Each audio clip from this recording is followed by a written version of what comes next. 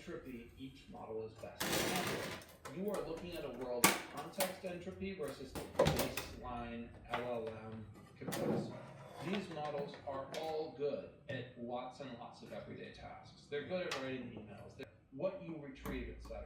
Whereas with GPT 5.1, you're spending more of your time defining with the most primitive, such as creating a beautiful landing page. You can see what we're going to try is all of these different ways. So generate a simple prompt.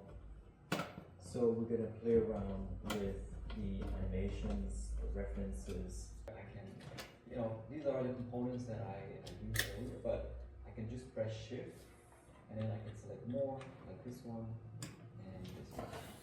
And just keep in mind that you want to look at a maximum of 100,000 characters, otherwise it would be too expensive for us. And then we also want, progress to the top, and we want to animate. So let's go with it. Because I don't spend enough time describing all of those things, for example, some of these colors might not fit together, or the background image, and so on. But it's really, really impressive, right? Like it's using both. It's not.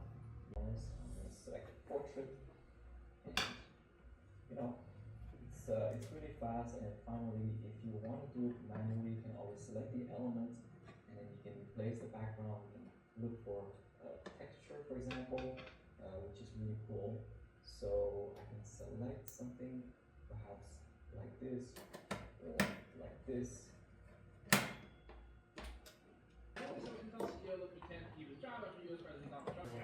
Like, I don't mind that. But this just could be a neighbor. That actually seems less scummy to me. That somehow doesn't seem like a bad thing. So far, Oracle doesn't seem kind of crazy in this situation. Because Oracle is just trying to buy chips, make their own AI, obviously, to a unicorn with rainbows, but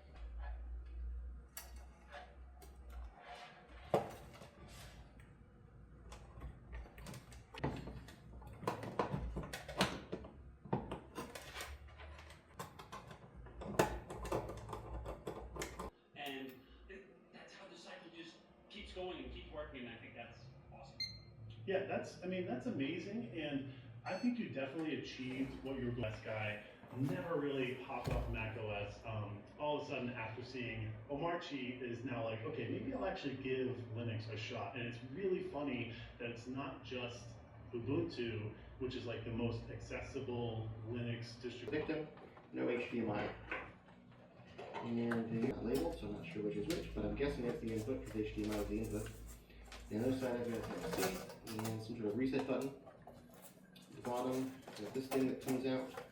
I've got a 3-pin header. Next up, I got the plus USB victim using one of the 3 Kiwis. So just doing basic stuff, using the mouse, copying, pasting text, that kind of thing. After this, laptop, and we're ready to go. So over here on the app, we can hit connect to Kiwi and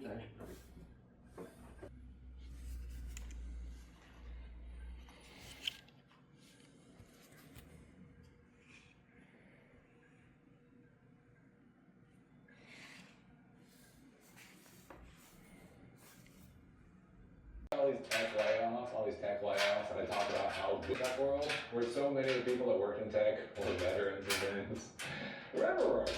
And so what's interesting here is basically what we're seeing from Steve. Power over these vital institutions that nobody can force them to quit. This is what we're looking at right now. When I talk about board capture of Tesla, why I get so worried about Elon Musk, that the board of Tesla literally has no backup plan for Elon Musk. No matter what Elon Musk does, they have no backup plan for him. So the drop is huge. You can have a huge drop of a small number, and it can still matter, but still. This group was actually hugely important to Trump. Yeah, hugely important to Trump. I mean, look, he gained more with voters with Generation Z than he did with any other group from 2020 to 2024. I mean, you look at it. Look, in 2020 got 31. These are what, people under This is people under 30 now. They were under 25 back in 2020. Generation Z has become the young people. Millennials like myself have aged out of those young Right, so groups. people under 30. Correct. And they went from 31% in 2020 to now 43%. That's a jump of 12 points in just that 4 years. And I looked at all the age groups. There was more of a jump in his support among Generation Z than any other generation. Keep from, as you said in your intro.